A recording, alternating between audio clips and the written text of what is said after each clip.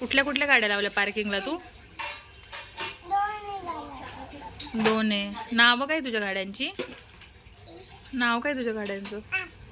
Honda, Thar, काय नावांची car आहे तुझी ती? कुठली गाडी आवडते तुला? हा, आणि ती दुसरी गाडी कोणाची आहे? काकूंची. मम्माची गाडी कुठली आहे? कोणती? डॅडीची?